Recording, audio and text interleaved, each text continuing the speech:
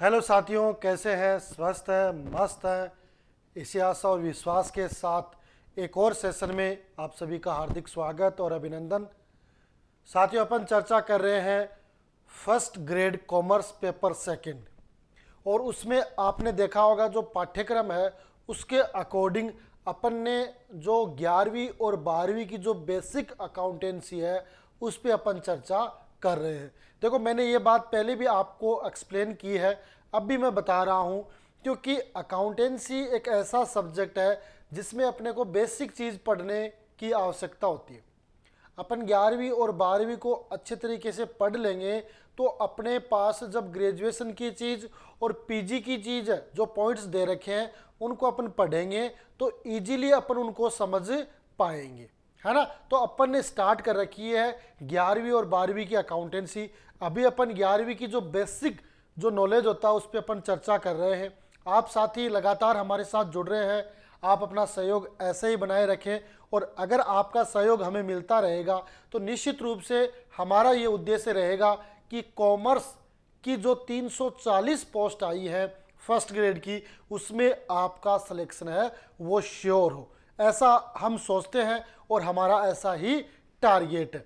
हमारा उद्देश्य है कि आप जो चीज़ हम आपको बताते हैं उसको पढ़ें, इसके अलावा भी आप जो पेपर फर्स्ट है उस पर भी गंभीरता से तैयारी करते रहें, क्योंकि आपको पता है कि इस बार जो नया नियम है उसमें यह है कि दोनों पेपर में आपके एग्रीगेट 40% होना जरूरी है। यानी पेपर फर्स्ट में भी 40 चाहिए और पेपर सेकंड में भी 40% होना जरूरी है। और आप सब जानते हैं भाई, कॉमर्स वालों का थोड़ा सा जीके है वो कमज़ोर होता है, क्योंकि अपन है वो अकाउंटेंसी है, बिजनेस है, इकोनॉमिक्स है, इन पे ज़्यादा अपना फोकस रहता है, तो इस वजह से अपना जीके थोड़ा सा वीक हो सकता है। तो उसको अपने को वीक है, उसको अपने को वहाँ पर जो कमजोरियाँ उनको दूर करना है, और अपने का जो टारगेट है वो कम से कम ये होना चाहिए कि 40 प्रश्न है वो आपके पेपर फर्स्ट में सही हो। ये अपने को टारगेट लेके चलना है ना। और अगर ये टारगेट लेके चलेंगे तो निश्चित रूप से अपना सिलेक्शन है वो हो जाएगा, है ना। अपने को ये टारगेट मानना है, यानी 40 क्वेश्चन आपके पेपर फर्स्ट में और आपके 110 क्वेश्चन पेपर सेकंड में, कुल मिलाकर आपके 150 यानी 300 नंबर आप लेके आते हो 450 में, तो मैं यह मानता हूं कि आप उस रेस में शामिल है ना। बाकी तो देखो पेपर पे डिपेंड रहता है कि भाई पेपर है वो कैसा है, तो अपने को ये टारगेट मान के चलना है और उसके अकॉर्डिंग ही अपनी को तैयारी करनी है, ठीक है। ज़्यादा बातें अपन नहीं करेंगे, स्टार्ट करेंगे आज का एक सेशन। उसमें कुछ बेसिक अकाउंटेंसी के जो समीकरण होती हैं, उन खातों का क्या क्या प्रभाव होता है, उन पे अपन चर्चा करेंगे, ठीक है। वैसे तो अपन ने जो आपकी प्रारंभिक पुस्तकें होती है, पुस्तपालन होती है, उसमें किस तरीके से एंट्रियां होती हैं, कैसे इसकी उत्पत्ति हुई, खातों का जो नियम क्या है, उस पर अपन ने डिस्क्रिप्टिव रूप से चर्चा कर ली है। फिर भी अगर आपका कोई डाउट हो, कोई कन्फ्यूजन हो, तो आप कमेंट बॉक्स में ज़रूर कमेंट डालें। हम प्रयास करेंगे कि आपके उस उत्तर का प्रश्न का अपन रिप्लाई करें और आपको संतुष्टि मिले, और आप बढ़िया तरीके से आप बिना किसी कन्फ्यूजन के आप फर्स्ट ग्रेड की तैयारी कर सके, ठीक है। तो स्टार्ट करेंगे आज के इस सेशन को और कुछ महत्वपूर्ण जानकारियों के साथ। देखो, ये एक क्वेश्चन है, इसका अपन प्रभाव देखेंगे। एंट्रियां तो ये सारी की सारी आपको आती है, एंट्रियों में कोई दिक्कत नहीं है। अब इन एंट्रियों का प्रभाव अपन देखेंगे और साथ साथ में इनकी एंट्रियां भी अपन करते हुए चलेंगे, ठीक है। स्टार्ट करें आज का सेशन, है ना। ये नॉर्मली सी चीज दे रखी है, उस पर अपने को चर्चा करनी है ना, क्योंकि इनका प्रभाव है। कई बार एग्जाम में पूछा जाता है कि भाई इनका खातों पे क्या प्रभाव पड़ेगा, संपत्ति खाते पे क्या प्रभाव पड़ेगा, आपके दायित्व खाते हैं उस पर क्या प्रभाव पड़ेगा, है ना, उसके अलावा दोनों पे क्या प्रभाव पड़ेगा, एक पे क्या प्रभाव पड़ेगा। इस तरीके के क्वेश्चन है वो पूछे जाते हैं, तो इन एंट्रियों के माध्यम से अपन वो बात समझ लेंगे, ठीक है। अब देखो, पहला आपका ट्रांजैक्शन है ना, रोकड़ से आपने व्यवसाय प्रारंभ किया है ना, तो इसकी एंट्री क्या आएगी, रोकड़ से आपने यानी कैश से, तो एंट्री क्या हो जाएगी आपकी, cash account DR to capital,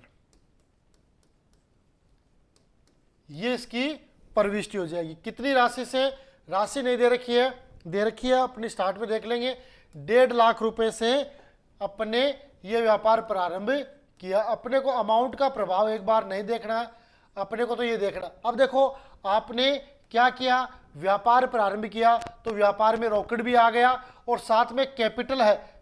ये पृथक अस्तित्व की अवधारणा के कारण व्यापार का दायित्व होता है, इसलिए आपके दायित्व में भी वृद्धि होगी।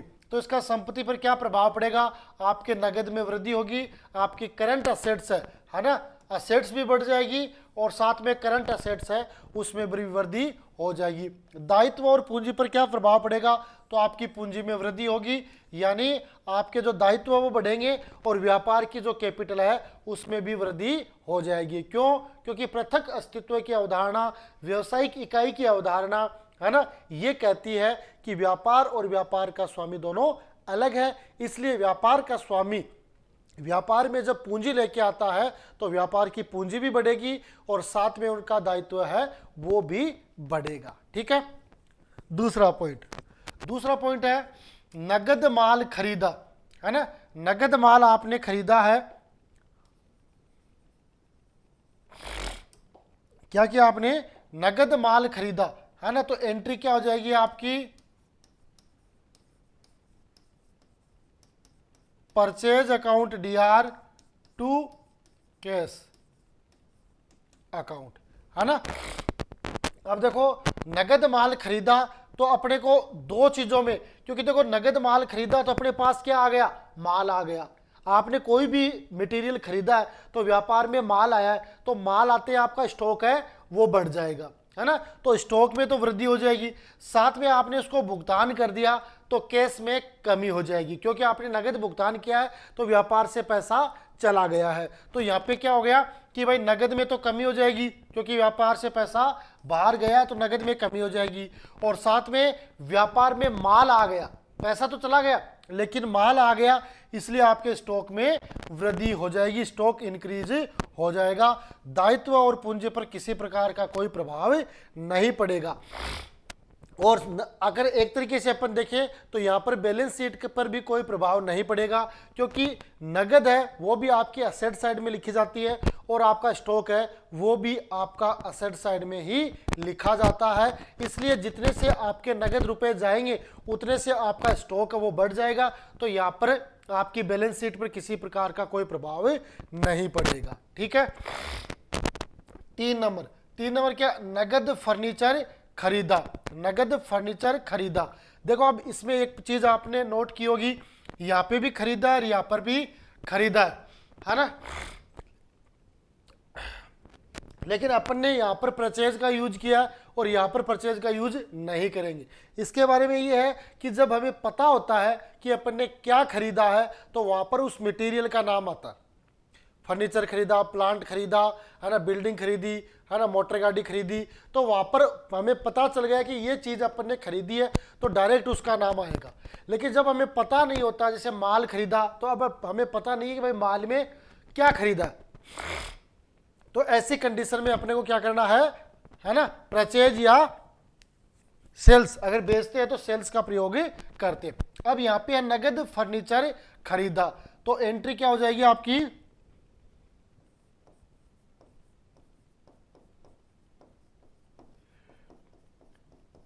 Furniture account DR to cash account, ये इसकी प्रविष्टि हो जाएगी।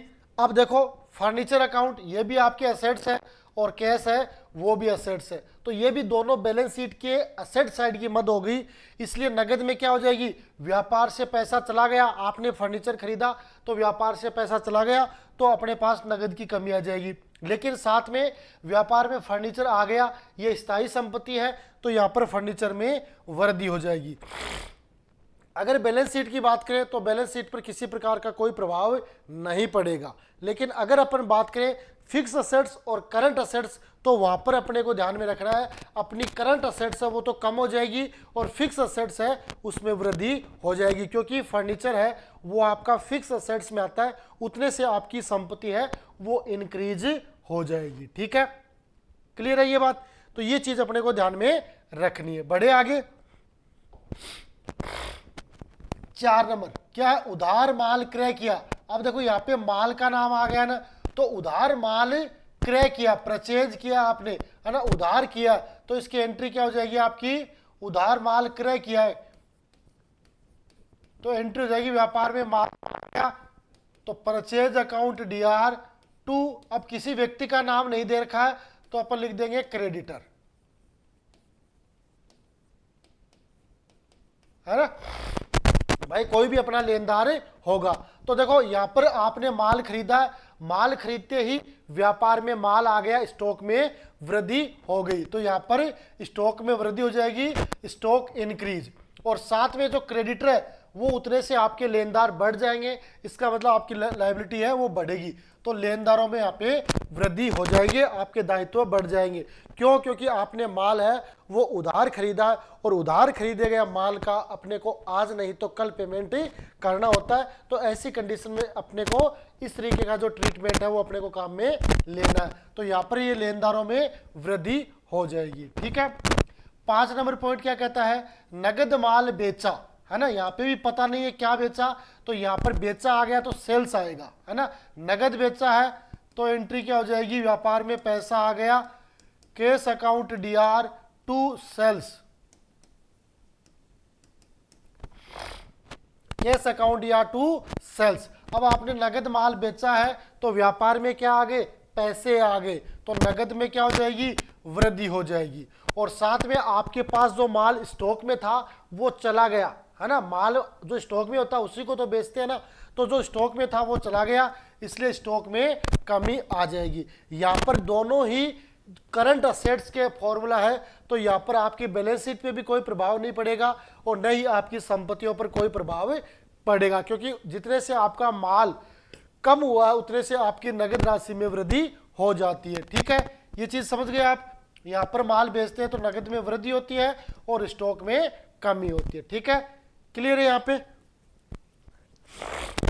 इसके बाद है उधार माल बेचा 75,000 रुपए का, लागत मूल्य है 60,000 रुपए, है ना, लागत मूल्य 60,000 रुपए, लागत तो कितनी है उसकी 60 है, लेकिन बेचा कितने पे है, 75,000 पे बेचा है, तो वही एंट्री हो जाएगी, उधार माल बेचा, है ना। अब किसको बेचा वो अपने को पता नहीं है ना, तो अपन क्या करेंगे, debtor account DR, debtor account DR 2 sales account. अब लागत कितने की है, लागत आपकी है 60,000 रुपए की, है ना, तो यहां पर अपने को थोड़ा सा ध्यान में देना होगा, ये देखो इंपॉर्टेंट है परीक्षा की दृष्टि से, है ना, लागत वाला और उसकी एक्चुअल प्राइस, यानी ये तो अपने को माल बेचा 75 का, जबकि उसकी लागत है, क्योंकि उसमें अपना प्रॉफिट भी तो होता है ना, कोई भी मटेरियल अपन तैयार करते हैं तो उसकी कॉस्ट होती है, उसमें अपन क्या करते हैं, एक निश्चित भाग है वो लाभ का जोड़ते हैं, है ना, और उस लाभ को अपन क्या करते हैं, प्राप्त करते हैं। तो यहाँ पर आपने जो माल बेचा उसकी लागत तो 60,000 ही है, लेकिन आपने उसको 75,000 में बेचा, यानी 15,000 रुपए प्रॉफिट पर बेचा है। अब यहाँ पर देखो इसके क्या प्रभाव पड़ेंगे, एंट्री तो ये हो जाएगी आपकी डेटर अकाउंट DR 2 सेल्स, लेकिन इसका प्रभाव क्या होगा, देखो देनदार है उसमें वृद्धि होगी, कितने से, 75,000 रुपए से, क्योंकि जिसको अपन ने माल बेचा है वो कितने रुपए देगा अपने को, 75,000 रुपए देगा, है ना, लेकिन स्टॉक है वो कि उसकी लागत मूल्य से होता है, तो अपना स्टॉक में कमी कितनी आएगी, 60,000 रुपए की स्टॉक में कमी आएगी, स्टॉक में कमी कितनी आएगी, 60,000 रुपए की आएगी। और साथ में अगर यह चीज होती है तो पूंजी में वृद्धि होगी, क्यों, क्योंकि अपना भाई कैपिटल बढ़ गई, क्योंकि एक्चुअल में उस माल की कीमत कितनी थी, 60,000, बेचा कितने में, 75,000, तो 15,000 रुपए से आपकी जो कैपिटल है उसमें वृद्धि होगी, लायबिलिटीज में वृद्धि नहीं होगी, कैपिटल पूंजी, क्योंकि पूंजी है उस पर व्यापार के स्वामी का अधिकार होता है ना, और उस पर उसको एक निश्चित दर से ब्याज भी मिलता है ना, इसलिए जो लाभ है वो उस साझेदार की पूंजी बढ़ा देगा, उस मालिक की पूंजी को बढ़ा देगा, तो पूंजी में वृद्धि हो जाएगी। तो ये एक इंपॉर्टेंट मान सकते हो आप परीक्षा की दृष्टि से, जिसमें आपको लागत मूल्य भी दे रखी है और सेलिंग प्राइस भी दे रखा है, तो अपने को इस तरीके से इसका समायोजन करना है। परीक्षा में बहुत बार ऐसा प्रश्न पूछा जाता है, अपने को यह मानना है कि ऐसा क्वेश्चन वो पूछा जा सकता, मे भी पॉसिबल है, और जो चीज पॉसिबल होती है वो परीक्षा में आती भी है, ये अपने को ध्यान में रखना है ना। बिल्कुल भी ये नहीं मानना कि भाई ऐसे कोई क्वेश्चन आते क्या। देखो 2013 की जो भर्ती थी ना, एक बात मैं आपको बताऊं, 2013 की भर्ती थी ना, तो उस समय मार्केट में कोई ऐसी गाइड नहीं थी, कोई ऐसी गाइड नहीं थी कि भाई उसको पढ़ के तैयारी कर सके। मार्केट में कोई भी गाइड नहीं थी, है ना। पढ़ाने वाले भी बहुत ही कम थे, लोग फर्स्ट ग्रेड की सही तरीके से तैयारी नहीं कर पा रहे थे। आज तो बहुत संख्या में आपको मिल जाएंगे। तो उस समय क्या हुआ कि आरबीडी की एक गाइड आई थी और उसमें इजी क्वेश्चन दे रखे थे, इजी क्वेश्चन दे रखे थे, है ना। कोई सोच भी नहीं सकता था कि भाई ऐसा प्रश्न भी आ सकता क्या।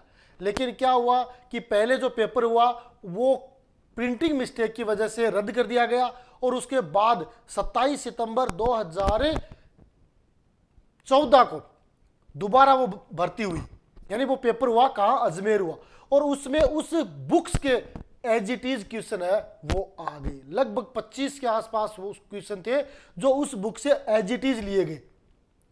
तो जिन लोगों ने वो बुक पढ़ी थी उनको फायदा हो गया। तो अपने को भी ये मानना है कि जो चीज आप पढ़ रहे हो, है ना, उसको पूरे धैर्य के साथ, पूरे विश्वास के साथ पढ़ो, ताकि ऐसे कोई क्वेश्चन बनता है तो उसका आंसर आप फुली कॉन्फिडेंस से दे सके। ठीक है, तो ये चीज अपने को ध्यान में रखनी है। बढ़े आगे।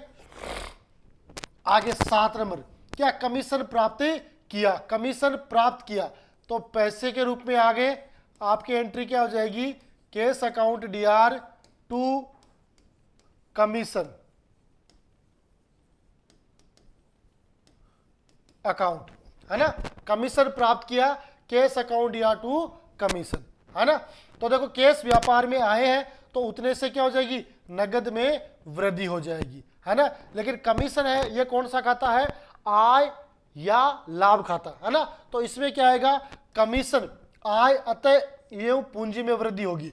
यानी ये कमीशन क्या है, एक तरीके से इनकम है ना। कमीशन क्या होगा, एक तरीके से इनकम है, और वो इनकम किस में जुड़ जाएगी, इस पूंजी में जुड़ जाएगी, तो पूंजी में वृद्धि हो जाएगी। क्यों, क्योंकि भाई जो कमीशन किसी साझेदार को मिला है वो पूंजी में तो बढ़ाएगा ना। जैसे मैं कोई साझेदार हूं और मैंने कमीशन लिया किसी काम के बदले 5,000 रुपये, तो वो 5,000 रुपये मेरी पूंजी में ऐड हो जाएंगे। तो यहाँ पे नगद में भी वृद्धि होगी और साथ में पूंजी में भी वृद्धि हो जाएगी। ठीक है, क्लियर है ना, सारी बात क्लियर है। एंट्रियां तो आपको आती है परीक्षा में, ये एंट्रियां नहीं आती है। कौन सी एंट्री आने की संभावना है, जो फाइनल अकाउंट अपन तैयार करते हैं उसकी एंट्री, या उसकी जो समायोजन प्रविष्टियां है वहां से प्रविष्टि आने की संभावना बनती है कि भाई प्रीपेड की क्या एंट्री रहेगी, आउटस्टैंडिंग की क्या रहेगी, एक्रूड की क्या रहेगी, जो मैनेजर कमीशन है उसकी क्या रहेगी, इंटरेस्ट ऑन कैपिटल की क्या रहेगी, इंटरेस्ट ऑन ड्रॉइंग की क्या रहेगी। तो वो प्रविष्टियां पूछी जा सकती है। इन प्रविष्टियों के आने की संभावना कम है। फिर भी अगर आप कॉमर्स बैकग्राउंड से हैं तो निश्चित रूप से आपको ये जनरल प्रविष्टियां आती हैं, है ना। इसमें मेरे को पूरा विश्वास है। फिर भी हो सकता है येन कैन प्रकरण किसी को नहीं आती है, तो आप कमेंट बॉक्स में बता दें, जो चीज करवानी है वो अपन करवा देंगे। अकाउंटेंसी में और कॉमर्स से रिलेटेड कोई आपके इश्यू है उनमें कहीं आपको दिक्कत नहीं आने देंगे। ठीक है, तो ये इसकी प्रविष्टि हो जाएगी। फिर क्या है कि वेतन का भुगतान किया, है ना, वेतन का भुगतान किया। वेतन का भुगतान करेंगे तो अपन एंट्री क्या करेंगे, वेतन का भुगतान करेंगे तो एंट्री होगी आपकी सैलरी अकाउंट DR और to salary account DR to नकद भुगतान किया है तो कैश अकाउंट, है ना। तो देखो व्यापार से कैश गया है तो क्या हो जाएगा आपका, नगद में कमी आ जाएगी, है ना। अपन ने क्या किया कि भुगतान किया salary account DR to cash, नगद में कमी आ जाएगी। और सैलरी आपका क्या है, सैलरी आपका व्यय और हानि खाता, है ना। समस्त खर्चे और हानियों को डेबिट करते हैं ना, तो वो आपका व्यय और हानि खाता। तो इससे क्या होगा, पूंजी में कमी आएगी। जो वेतन है वो खर्चा है, क्या है, वेतन खर्चा है, अतः इसमें पूंजी में कमी आएगी। इतने से आपकी पूंजी कम हो जाएगी। क्यों? क्योंकि जो भी चीज अपन चुकाते हैं वो कहां से चुकाते हैं? व्यापार से तो चुकाते हैं। जो भी चीज लेते हैं वो व्यापार में ही लेते हैं। इस वजह से अगर कोई आय है, कोई प्रॉफिट है, तो वहां पर पूंजी में वृद्धि हो जाएगी। और अगर कोई इनकम लॉस है या कोई आपके एक्सपेंडिचर है, वहां पर आपकी पूंजी में कमी हो जाएगी। ठीक है, क्लियर है ये बात? बढ़े आगे। 9 नंबर, निजी प्रयोग हेतु आहरण। निजी प्रयोग हेतु आहरण, तो इसकी एंट्री क्या होगी? Drawing account DR to cash account. Drawing account DR to cash, निजी प्रयोग के लिए, है ना। तो देखो यहां पर आपकी क्या हो जाएगी? कैश में कमी हो गई तो नगद में कमी हो जाएगी, और साथ में ड्राइंग है तो इससे पूंजी में कमी हो जाएगी। तो देखो इस एंट्री से क्या होगा? साथ में आपकी नगद में कमी होगी तो आपकी कैश है वो डिक्रीज हो जाएगी, और साथ में आपने अपनी पूंजी से कुछ राशि है वो निकाल ली, इसलिए आपकी पूंजी में कमी हो जाएगी, कैपिटल डिक्रीजेज हो जाएगा। ठीक है, समझ गए मेरी बात? तो नगद में कमी और यहां पर पूंजी में कमी दोनों इक्वल हो जाएंगे। ओके, आगे बढ़ते। आगे है लेनदारों को भुगतान। भुगतान किया है तो यहां पर आपके क्रेडिटर क्या हो जाएंगे? डेबिट हो जाएंगे, क्योंकि दायित्वों में वृद्धि होती है तो क्रेडिट करते हैं और कमी होती है तो डेबिट करते हैं। तो क्रेडिटर अकाउंट डीआर और टू भुगतान किया है तो टू कैश अकाउंट, है ना। तो यहां पर दोनों में कमी हो जाएगी, आपके कैश में यानी नगद में भी कमी हो जाएगी और लेनदारों में भी कमी हो जाएगी। क्रेडिटर डिक्रीज हो जाएगा और कैश डिक्रीज हो जाएगा। ठीक है, तो ये इसके प्रभाव आपको देखने को मिल सकते हैं।